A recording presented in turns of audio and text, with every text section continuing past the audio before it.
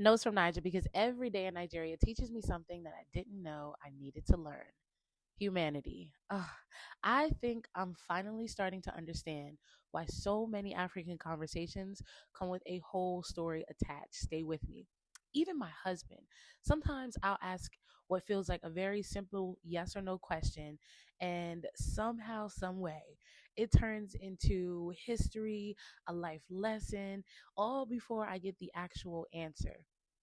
And in my American mind, I'm thinking, okay, but what's the point? What was the reason? But something happened at the market today, and it finally clicked. I went to the market with my auntie and we went to buy produce, and while we're there, she's bargaining with the seller.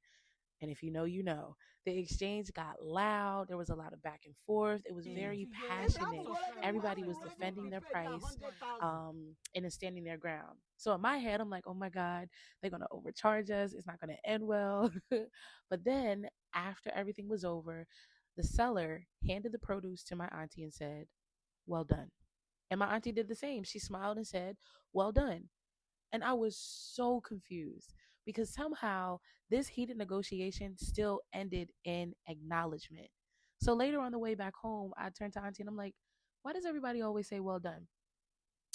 And instead of her giving me a direct answer, she started telling me the history of Nigeria, this long story about how generations of Nigerians learned to survive difficult systems, how people learned to stretch little into enough, and how marketplaces were where people negotiated survival and not just prices. And while she was explaining all this, I'm still thinking, okay, but what does that have to do with saying well done? And then I realized that was the answer. The well done wasn't just politeness, it was, I see your effort, I see your struggle, I see how you showed up today. And suddenly I understood something much, much deeper about African storytelling. Sometimes the long answer is the answer because sometimes people just aren't communicating information, they're communicating history, survival, and humanity all at once. And the longer I live here, the more I realize something. Storytelling isn't just about getting to the point quickly.